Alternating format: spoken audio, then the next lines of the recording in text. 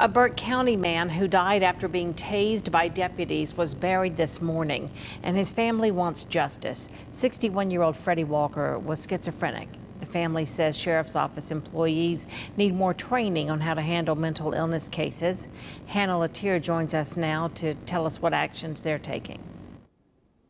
Walker's family has hired a lawyer, and they tell us they are working on filing a lawsuit against the Burke County Sheriff's Office for how deputies handled the incident at the end of July.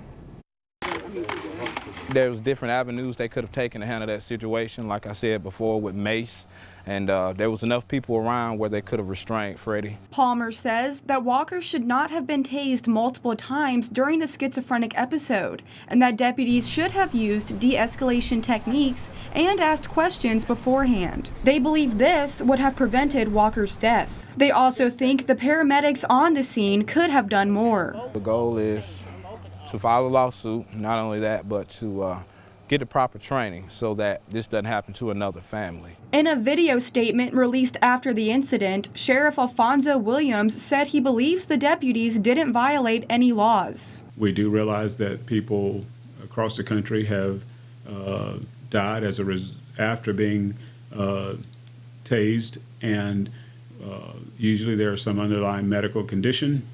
Mr. Walker's body will go to the crime lab for an autopsy, and we'll await those results. In a statement sent to us on Wednesday, the Sheriff's Office apologized to the family and then said, in part, "Our deputies undergo taser certification training as well as the yearly recertification which is required by the manufacturer and by the department. Sometimes there are not enough resources available in certain areas for people who might experience a mental crisis." It went on to say that they hope the state of Georgia will start doing more to protect mental health patients and provide more funding for mental health resources. My Uncle Freddie, he was one of the best men I ever met in my life. I ain't never seen a bad bone in his body or ankle bone in his body, never.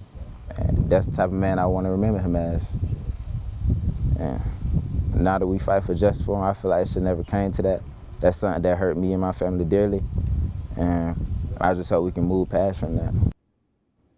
Now, the Columbia County Sheriff's Office is investigating the incident. They tell us it's under final review and will then be passed along to the district attorney.